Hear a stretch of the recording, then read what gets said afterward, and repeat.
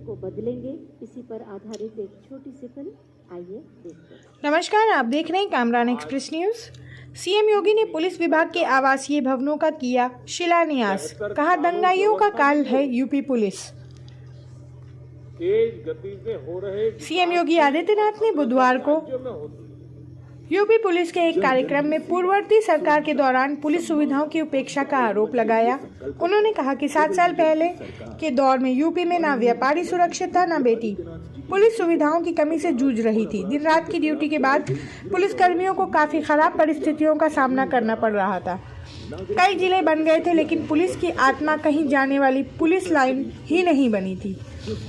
इसके साथ ही पुलिस को आम जन से अच्छे व्यवहार की सीख देते हुए सीएम योगी ने कहा, जीरो टॉलरेंस की नीति समाज विरोधी और राष्ट्र विरोधी तत्वों के साथ ही पेशेवर माफिया और अपराधियों के लिए होनी चाहिए।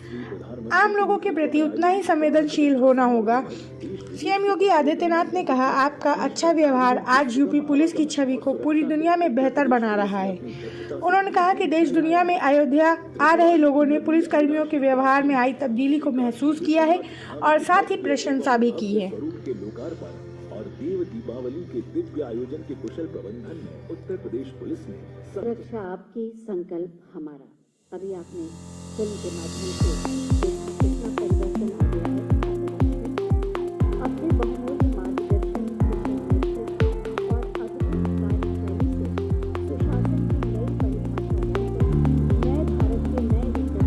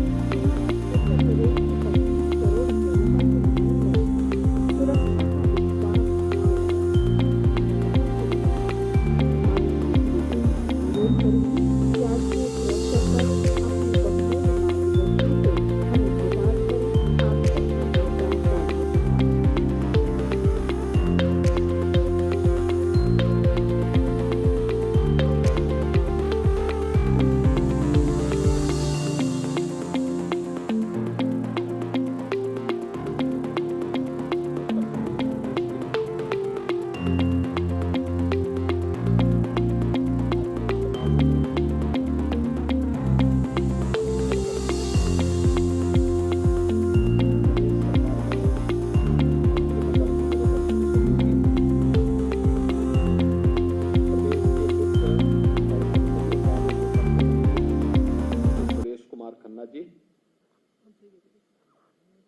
प्रदेश के मुख्य सचिव श्री दुर्गा शंकर मिश्र जी,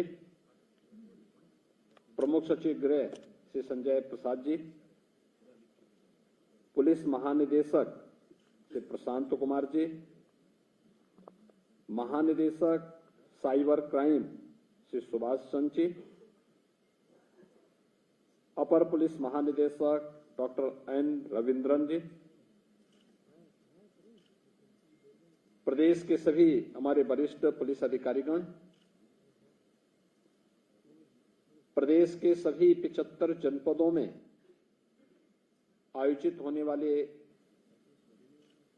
अलग अलग थाना क्षेत्रों में या जनपद स्तर पर के कार्यक्रम में उपस्थित सभी माननीय जनप्रतिनिधिगण,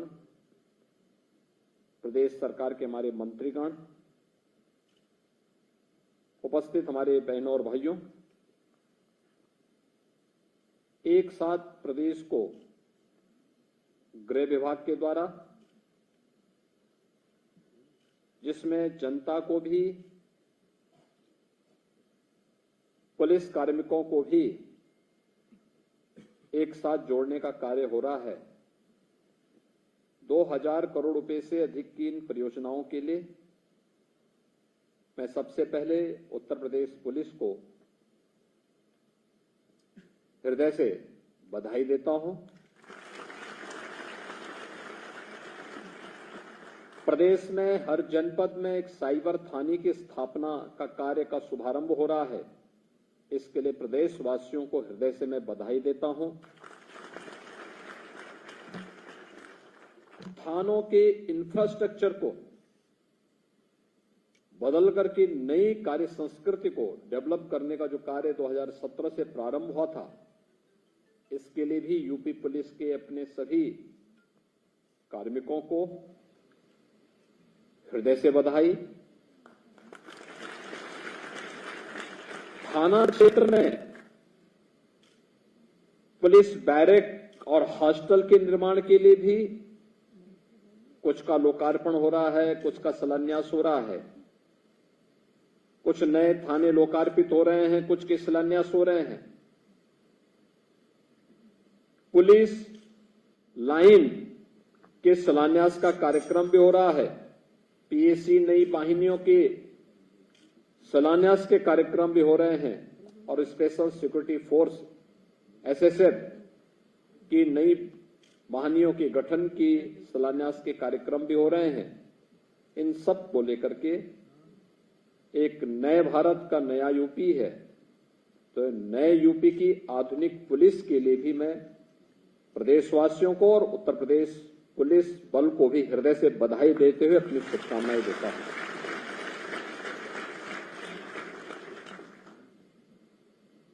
इतना सब कुछ कार्य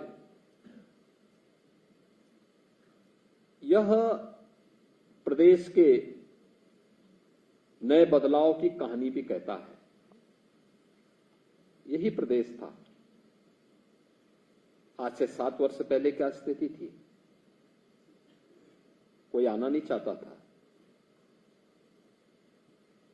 कोई यूपी की तरफ देख के नहीं आता था और यूपी के नौजवानों की स्थिति भी ये थी कि वह यूपी के बाहर जाकर के अपनी पहचान को छुपाने के लिए मजबूर होता था।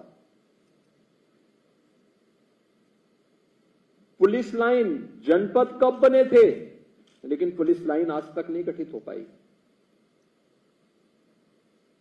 अब याद अधिकारी, सभी पुलिसकर्मी, पत्रकार एवं छायाकार मित्रों,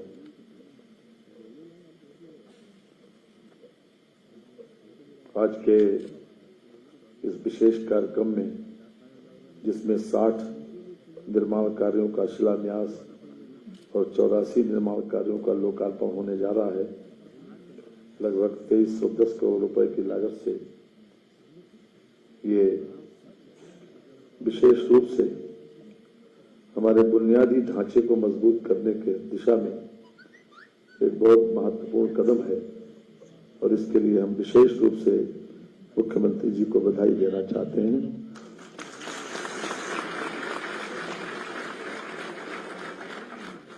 हम सब जानते हैं कि 2017 से जब से सरकार आई है तब से उत्तर प्रदेश का परसेप्शन देश और दुनिया में बदला है और मुख्यमंत्री जी की सोच, उनका दिशा निर्देशन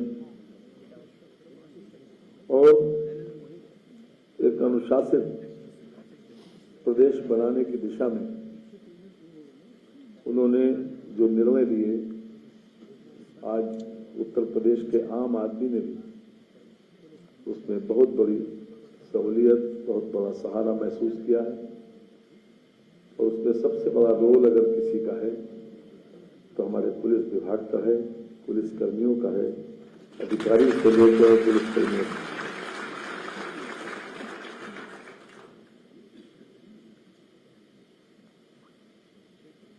ऊपर से जो नीति बनाई जाए, नीचे तक उसका कार्यान्वयन हो, उसी मंशा से हो, ये सबकी जिम्मेदारी।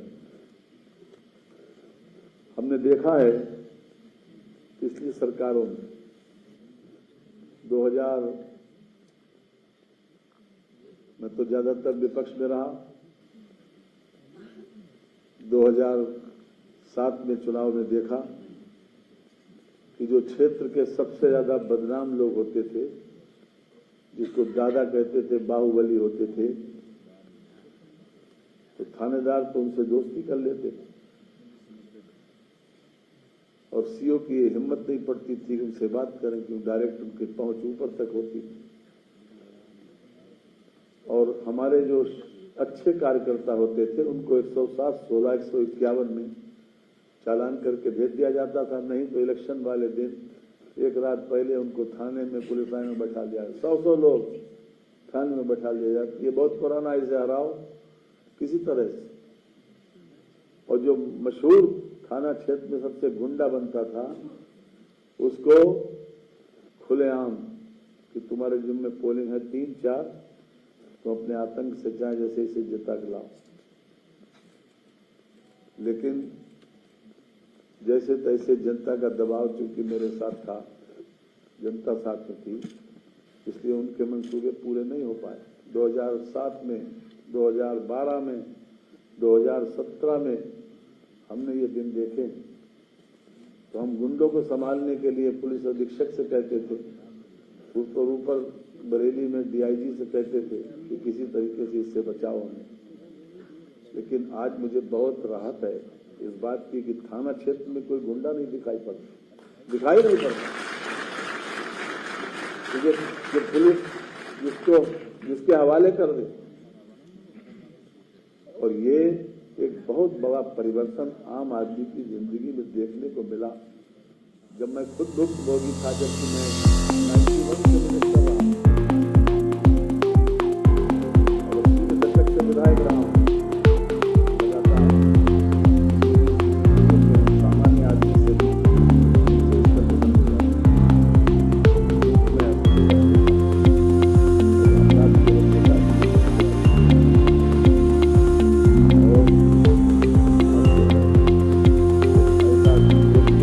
क्षेत्र में तो दूर दूर तक कोई दादा गुंडा दिखाई नहीं पड़ता। जो स्थिति मतलब ग्राउंड लेवल के ऊपर ये बहुत बड़ा परिवर्तन दिखाई पड़ता। लेकिन आज मुख्यमंत्री जी ने बुनियादी ढांचे को सबसे ज्यादा सुधारा। लोगों की आवश्यकताओं को देखते हुए, चाहे आवास की व्यवस्था हो, चाहे पुलिस लाइन में बैरकों की व्यवस्था हो, चाहे थानों की व्यवस्था हो, हर प्रकार से उसको सुदृढ़ करने में कोई कोर कसर नहीं छोड़ी। पिछले सालों से बजट दूना हो गया और दूने से भी ज्यादा, लेकिन उसके बाद भी एक हर समस्या का एक स्थायी समाधान करना, यही सबसे अच्छे शासक का एक कर्तव्य भी होता है। और उन्होंने उसका स्थायी समाधान किया है, इसके लिए हम विशेष रूप से उनकी प्रशंसा करते हैं। लेकिन आप लोगों से खास तौर से एक बात जरूर कहेंगे, थाना स्तर पर अभी बहुत बड़ी आवश्यकता है व्यवहार को सुधारने। वो लोगों में इंडिविजुअल परिवर्तन आने की बहुत बड़ी आवश्यकता है। आप अपराधियों के साथ, दुष्टों के साथ, आताताइयों के साथ जैसा चाहें व्यवहार करें, लेकिन एक शरीफ आदमी, आम आदमी, एक अच्छा आदमी थाने में जाने में हिचकिचाए ना। ये व्यवहार में परिवर्तन की आवश्यकता है और मैं समझता हूं कि इसके लिए विशेष रूप से ट्रेनिंग की भी जरूरत है। थानेदार को कम से कम साइकोलॉजी की भी ट्रेनिंग जरूर होनी चाहिए, क्योंकि वो समझ सके कि कौन व्यक्ति कैसा है। मोटी मोटी जानकारी, एक बेसिक जानकारी उसको जरूर होना चाहिए। ये हमारे सामने एक बहुत बड़ा प्रश्न है।